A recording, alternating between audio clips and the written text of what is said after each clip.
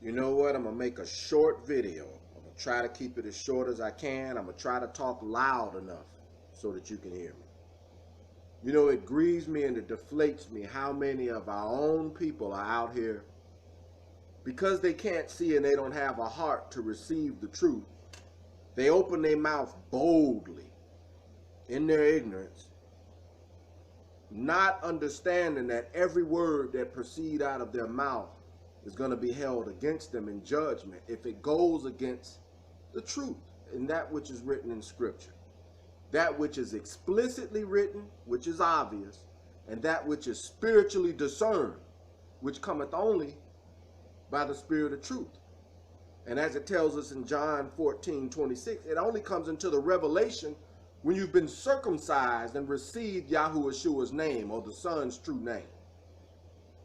You know, we're all of the same house, and this ignorant brother's out here teaching many, misleading them that you ought not keep Passover.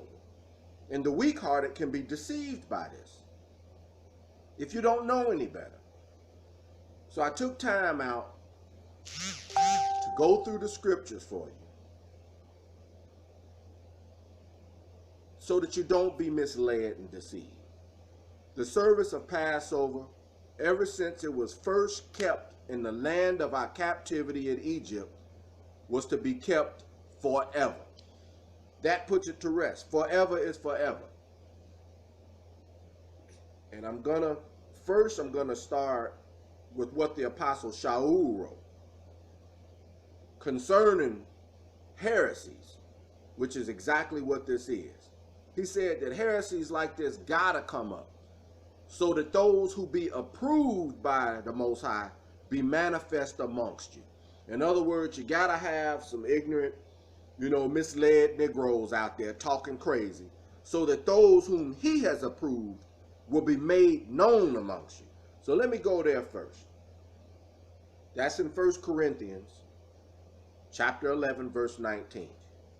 He says, "For there must also be heresies among you, that they which are approved may be made manifest among you." And if you go down, well, I'm going to first go, let's start at Exodus chapter 12. And I'm not going to read the whole chapter because I want to keep this short and sweet. And this is Exodus chapter 12, verse 11. It says, "And this is how you shall eat it, with your loins girded." That means have yourself dressed, your shoes on your feet, your staff in your hand, and you shall eat it in haste. It is Yahuwah's Passover. For I will pass through the land of Egypt tonight, and I will smite, or I will kill all the firstborn in the land of Egypt, both man and beast. And against the gods of Egypt I will execute judgment. And then he says, "I am Yahuwah." That's his signature. That's letting you know. He says, he's telling you. He says, "I am Yahuwah," and then who's sanctifying you. Then you go to Exodus 12:13. And listen, it says, "And the blood shall be for you a token upon the houses where you are. And when I see the blood," now this is the Son actually talking. He says, "And when I see the blood, I will pass over you," meaning he will spare you. "And the plague shall not be upon you to destroy you when I smite the land of Egypt." Now let's go to verse 14 and see what it says. "And this day shall be for you a memorial, and you shall keep it a feast unto Yahuwah throughout all of your generations. You shall keep it. It is a feast by ordinance forever." I'm going to say it again. It is a feast by ordinance, which is statute and law, forever. That means there is no limit of days on it. It goes on forever. Even after the kingdom comes in, we're going to be keeping the feast in the kingdom with his majesty forever. Okay. Now, this ignorant brother was talking about you can't keep it in the lands of your captivity. Oh, really? Okay. Well, we just saw where he said you shall keep it a feast forever. So let's go to Numbers chapter 9. Let's start at verse 6. And there were certain men who were defiled by the dead body of a man. Now remember, to keep the feast, most feasts, you were supposed to wash and be clean. And there's a number of things that can make you unclean not to keep it. But this happened and was recorded in the book of Numbers for your understanding even now. So it says, there were certain men who were defiled by the body of a dead man, that they could not keep the Passover on that day. And they came before Moses and Aaron and said, on that day, and those men said unto him, we are defiled by the dead body of a man. Wherefore are we kept back, that we may not offer an offering unto Yahuwah in his appointed season amongst the children of Israel? Hold on just a minute.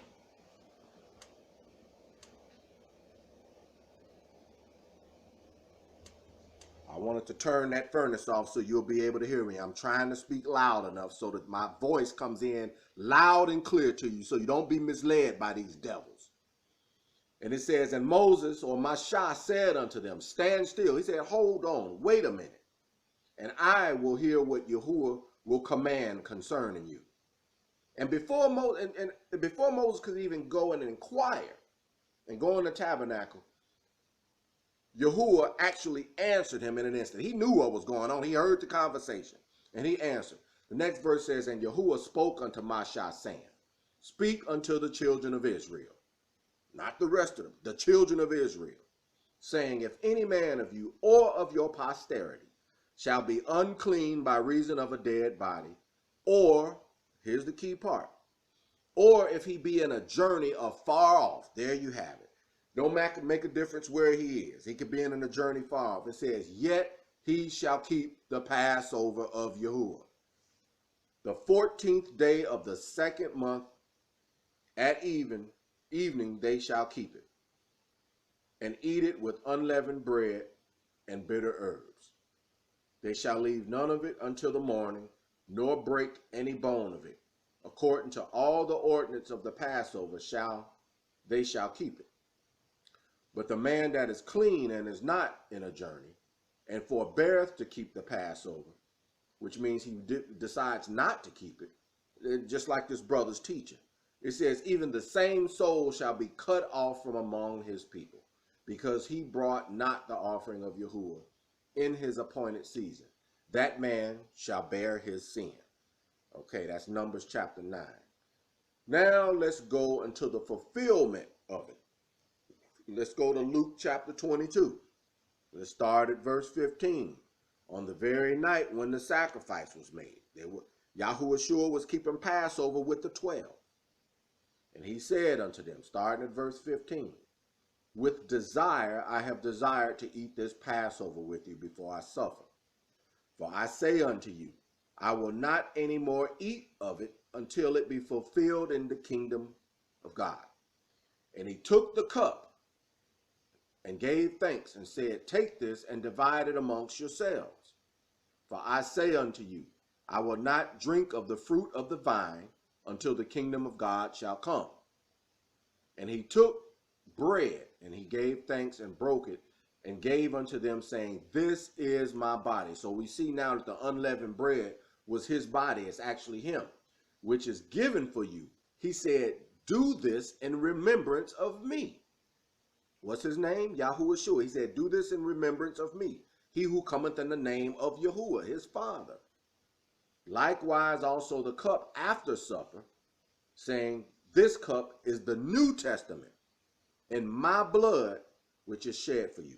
Now listen. Now we just read in Exodus chapter 12 that the ordinance of Passover was forever. And here we have the fulfillment of it, but his majesty says, this is the blood of the New Testament, the new covenant. Now we also know that where there is a testament of a requirement, you have to have the death of the testator. And we know that Yahuwah is the one who's testifying of these things, even from the book of Genesis all the way up to now. So even the books of Matthew, Mark, Luke, and John is the Old Testament. Until he said it is finished, all of those writings and records is Old Testament. We have proof in Hebrews 9, 6, and 17. It says, for where a testament is, there must also of a necessity be the death of the testator. Okay? For a testament is of force after men are dead. Otherwise, it is of no strength at all while the testator liveth. So here we have Yahuwah still alive. This is all Old Testament. But when he was upon the stake, and he gave up the spirit, and he said, "It is finished," and bowed his head, and the ground shook, and the earthquake, that was the beginning of the New Testament. And then there's no more sacrificing a lamb. All you do is take unleavened bread, and as often as you eat it and partake in the wine, and you still put the wine on your dwelling post, so no longer does he look on lamb's blood, that will be a token, but he sees the wine on your doorpost that you spread with hyssop. You eat unleavened bread. There's no more lamb. He is the lamb. That's why originally you ate the Passover sacrifice with unleavened bread. And this brother kept coming up with saying that you know not to eat it within the gates of Jerusalem, or sacrificing your sacrifice within the gates of Jerusalem. That's because that was a foreshadowing that His Majesty was not crucified within the gates of the city. He was crucified on Golgotha, which is actually Mount Moriah, outside of the gates. You know, and this bothers me, but these things have to happen. I had to calm down to make this video. It's going to be just under 15 minutes, so that you not be taken in by this foolishness. Passover is to be kept forever. There's no limit of days. There's no more sacrificing a lamb for a lot of you hard-hearted folks over there in Israel. You eat unleavened bread in its appointed season, and you drink wine.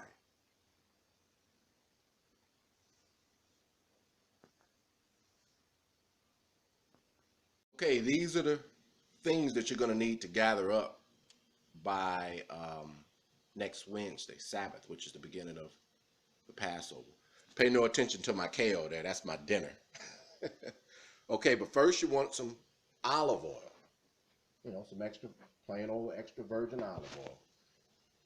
You know, I get mine in bulk. I usually buy it, you know, by the, what is this, a half gallon, and then I pour it out as I need it. So you're going to need quite a bit of that to last you through the week. Secondly, you want red wine, no fancy wine. You don't want nothing white, nothing strange, and it should be made with Concord grapes. I prefer the taste of Manischewitz, although I'm just going to tell you another good wine is red wine would be Oliver, and a really good choice also is Mogen David. That's old school. A lot of you people have heard of it, and if you tasted it, that'll be fine. Everybody should have salt. Just good old regular iodized salt is fine. Of course, you're going to have some water. Now, the flour, you want flour that is not self-rising, without leaven. Okay, and that's, you know, the general purpose, unbleached wheat flour. You know, I got some of that. A bowl to mix, and this is hyssop. This is something that a lot of people don't understand. Get you some hyssop. Go to you a, what is it? They got those herbal stores. Just pick you some up. I mean, unless you got some growing in your yard, you know, this is the best I can do, and I'll explain to you what the coffee filter is for. Now, I don't expect you to understand everything, because we're like children. We're the children of Israel. We learn in the process of doing, okay? And over the days of unleavened bread, as you read the scriptures and reflect back these things, this is the best way to do it. Though you don't understand it, because it says that our children would ask us soon, what do you mean by all of this? What does this mean? What does this mean? And the best way, no good teacher gives forth his answer forthright. He requires studying. A lot of things, a lot of folks may come at you, hey, what's this for? And then as you read the scriptures, it's going to prayerfully be brought to mind. So once again, all you need, extra virgin olive oil, red wine, yes, wine. I prefer Mogen David or Manischewitz. Concord grapes, nothing fancy or strange. Some salt, because as it says, none of his offerings should be lacking salt. There should be no leaven offered on any of his offerings, because remember, the wheat offering was the most holy or the most set aside of all the offerings. Okay? And then, of course, water. Water has spiritual significance. And your hyssop. Okay?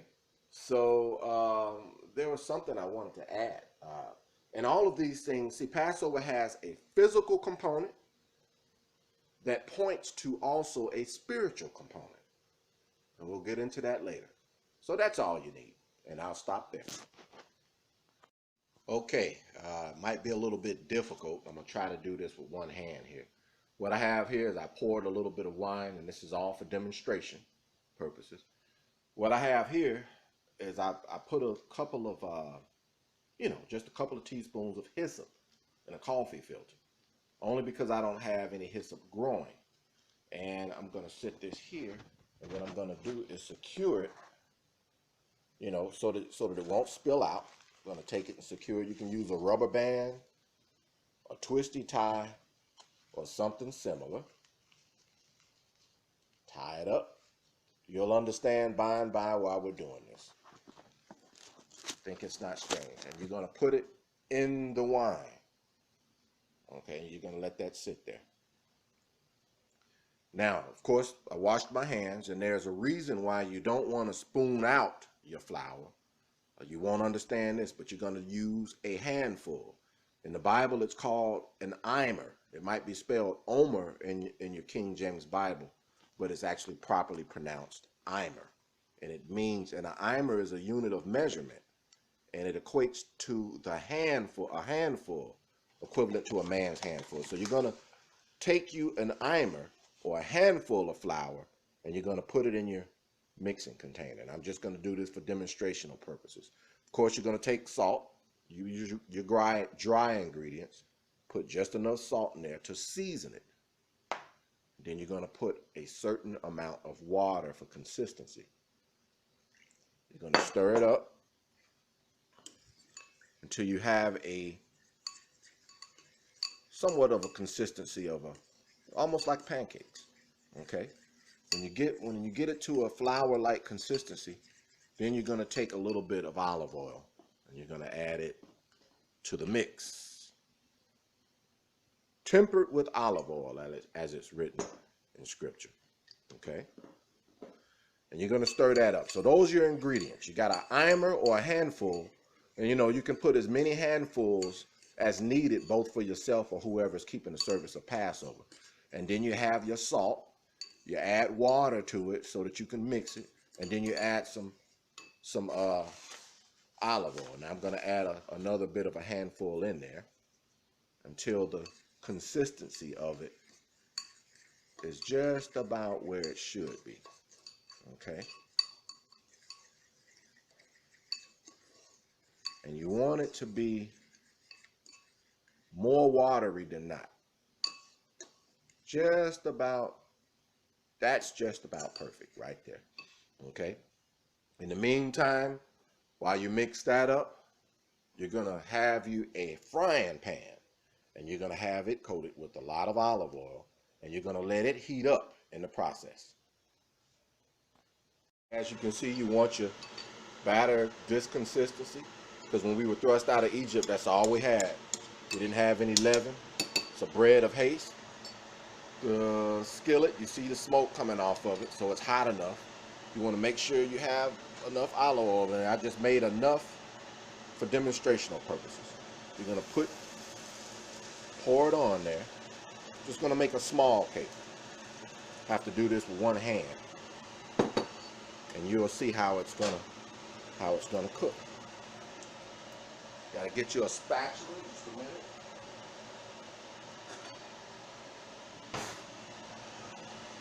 Okay, just like a pancake. You want to watch it.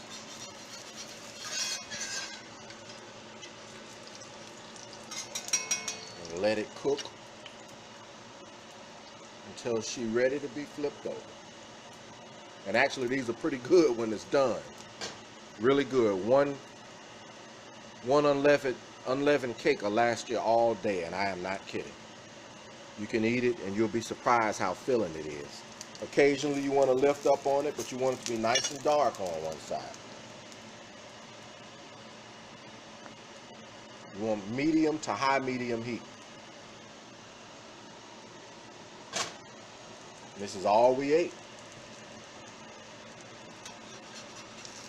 Along with the water we had and maybe some fruits or some type of vegetables or herbs that we had, you know, in the byway. So as you can see, it's giving off quite a bit of smoke. The more bread that you put in there, the more smoke it's going to give off. Okay, it's just about ready for flipping. You'll see it starting to get a little crispy around the edges. Right around the edges, it'll start getting a little crispy. So,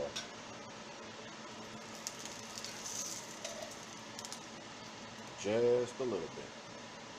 Should probably take a total of 5 to 7 minutes. That's all. And, you know, this is an electric stove. It takes a little bit of skill to get used to it. The setting is on between 6 and 7. I usually keep it on 7. Okay. Just about ready. Because both the olive oil and the flour is going to give off a lot of smoke. So, and she's ready to be flipped. See? I don't know if you can see the color of it.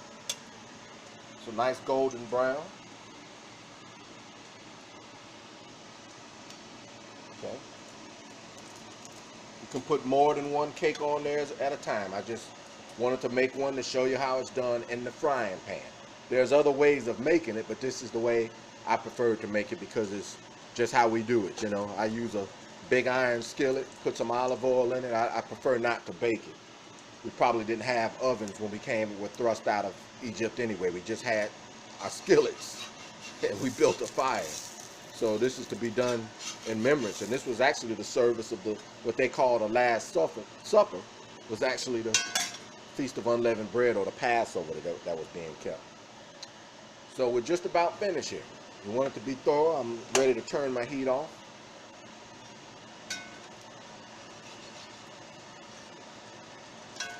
You'll see. Yep, she's all done. Then when you're done, flip it over on some paper and there you have it. That's how it should look. An unleavened cake, finished. And just one more very quick point I might add. I kept forgetting this. For those who say you shouldn't keep Passover, and we see where Passover is what really spared us from the plagues. Okay. Go to Ezekiel chapter 20, verse 38. And he says, I will purge out from among you. Purge means to kill. He says, I will purge out from among you the rebels and them that transgress against me, and bring them forth out of the country where they sojourn, and they shall not enter into the land of Israel. And you shall know that I am Yahuwah. So now more so than ever, with all that's going on, all the peculiar events, and we see the plagues. If you got eyes to see them and you ain't too busy out there partying all the time, and you can sit still, you should be able to see the plagues that he's beginning to heap on the heathen. Even Revelations 18:4, it says line upon line, precept upon precept. Here a little, there a little. Revelations 18:4 says, come out from among her, my people. That's Mystery Babylon and all this Christianity and this religion, even the politics and all of that. And repent, which means to turn back to his ways. And this is the most important service we can keep in our land. So if you rebel, and mostly the men, that's why you see the plagues falling on the men, because we're called to be the salt of the earth. And it grieves me and hurt me when I see ignorant, unlearned, you know, people who just don't get it, be the first ones to open up their mouth and, no, we ain't got to keep Passover. Or they out here killing a lamb, you know. But, you know, you learn in doing, and prayerfully, I mean, if you have a heart to receive it, then once you know better, you do better. So I just wanted to make mention of that, because he said he will purge out the rebels that transgress against him. And we know from 1 Samuel 2:6 and Deuteronomy, I believe it's 32, where he says, I wound and I heal, I kill and I make alive. And also Isaiah 45:7, where he says, I create peace and sin evil. So all these things happen are of the Most High. There's no power but his. So I just wanted to add that. Another thing I might add is that Passover is an ordinance that was a commandment that was given even before the Ten Commandments were given. This is one of the very first things outside of that we should remember his name forever, because he commanded Mashah out of the burning bush to instruct the children of Israel that Yahuwah, the Elohim of their fathers, is who sent him. And he said, this is my name forever and should be remembered, no, and shall be remembered throughout all their generations. So that was really the first command that Mashah and Aaron brought the children of Israel. But Passover itself started in a foreign land, and even in Egypt, the very first captivity, of which we was actually there 210 years, not 430. You can find that in the book of Yashar, I believe it's chapter 81. So the notion that these delusional men coming with that it can only be kept in Jerusalem, it has to be seen, because you have to understand what delusion sounds like. So I'm gonna go again to Numbers chapter 1 to prove to you that Passover was even kept in the wilderness. When we were sojourning 40 years in the desert, we kept Passover then. We weren't in the land, we weren't in Jerusalem. So it says, verse 1, Numbers chapter 9, and Yahuwah spoke unto Mashah in the wilderness of Sinai, which is in Saudi Arabia, in the first month of the second year after they were come up out of the land of Egypt, saying, let the children of Israel also keep the Passover at his appointed season, in the 14th day of this month, which was the first month. Right now we're at the 8th day of the first month.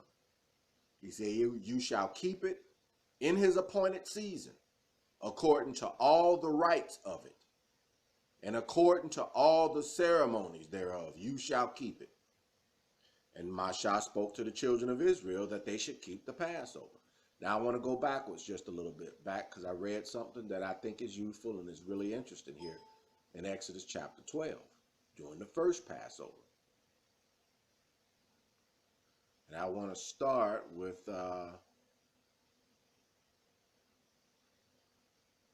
let's start with verse 17. And you shall observe the feast of unleavened bread, for in this selfsame day have I brought your armies out of the land of Egypt. Therefore you shall observe this day in your generations by an ordinance forever. In the first month, on the 14th day of the month, at evening, you shall eat unleavened bread until the 21st day of the month at evening. That's 7 days later. 7 days shall there be no leaven found in your houses. For whosoever eateth that which is leavened, even that soul shall be cut off from the congregation of Israel, whether he be a stranger or born in the land. You shall eat nothing leavened in all your habitations. You shall eat unleavened bread. Then Mashah called for the elders of Israel and said to them, draw out and take you a lamb according to your families, and kill the Passover. And you shall take a bunch of hyssop and dip it in the blood that is in the basin, and strike the lintel, which is the very top of your door, and the doorpost, the side post, with the blood that is in the basin. And none of you shall go out at the door of this house until morning. For Yahuwah will pass through and smite the Egyptians. And when he seeth the blood upon the lintel and on the two side posts, Yahuwah will pass over the door. That should give some clarity as far as that notion of being covered by the blood of the lamb. First, you got to know who the lamb is. What's his name? Okay, we know Yahuwah has to come first because that's his father. The lamb was, and forever shall be Yahuwah Shua. Okay, And I'm going to read that again. And he said, for Yahuwah will pass through to smite or kill the Egyptians. And when he sees the blood upon the lintel and the two side posts, Yahuwah will pass over the door. That's where Passover comes from. And he will not allow the destroyer to come into your houses to kill you. Now, let's stop right there. Now, what says Deuteronomy 28:68? Let's go there right quick, because I don't want to misquote it. Deuteronomy 28:68. This was the first Passover. And it reads as follows. And it says, and Yahuwah shall bring you back into Egypt again. Come on, this is spiritual Egypt, America. Genesis 15:13. We've been here 400 plus years. He said, and Yahuwah will bring you into Egypt again with ships. Those are the slave ships. Anybody who's gotten a Virginia quarter that was minted in 2007, that quarter bears record of Genesis 15:13, Abraham's nightmare, because it says quadricentennial celebration, which means 400 years. The three merchant ships on the back are slave ships. And you got at the mouth of two witnesses, which is Genesis 15:13 and Deuteronomy 28:68, matters are established. Get you a quarter and check it out. And it says, by the way, I spoke unto you that you shall not see it no more again. And you shall be sold unto your enemies for bondwomen and bondmen, or bondmen and bondwomen. And no one shall redeem you, which means buy you back. Okay? So we know that happened during chattel slavery, and that's where we are now. We've been sown everywhere from down in the southern borders, the islands of Haiti, Brazil, France, all the isles of the Gentiles. And we should still keep the service of Passover. Why? Because in Numbers chapter 9, he said, if any of you be even in a journey afar off, yet shall he keep the service of the Passover. So I just want you to understand once and again that if anything, Passover is a feast and an ordinance that was established forever, even more so in the lands of your captivity. Because Yahuwah, he said, as often as you break the bread and partake in the wine, he said, do this in remembrance of me, the Lamb. So you get you some hyssop, which you can get some at a herbal store. You take your wine and you take some and dip it in your wine. I take it and put it in a coffee filter. Best you can do unless you got a branch of hyssop. And take it and strike it on your doorpost, side post, and your lintel. That's the blood of the Lamb. He's bringing plagues on Egypt again. And when he sees that, and you know his name, and you've been properly taught or baptized on his name, which is the greatest and first commandment, then you'll understand and keep it. The plagues won't touch you. As it says in Joel chapter 2, verse 32, and it shall come to pass that all who calls on the name of Yahuwah shall be delivered. It ain't got nothing to do with your physical strength, how long you can jog, how many mountains you can climb, how much you can bench press, how big your guns is, how many black belts you got. Don't make none of that, because ain't by no man's strength is nothing gonna happen. It's gonna be by your dutifulness and faithfulness in keeping, if anything, this service and being able to call upon his name. And for further reading, check out Ezekiel chapter 9. The mark that was on their forehead. That was his name. Then go to Revelation chapter 7. For the seal of the Most High Elohim is his name. How do you know who you reverencing if you don't know his name? For his name is jealous, and you need to know it. And you can be baptized and taught even with a video lesson. And then you can draw near and keep Passover with power.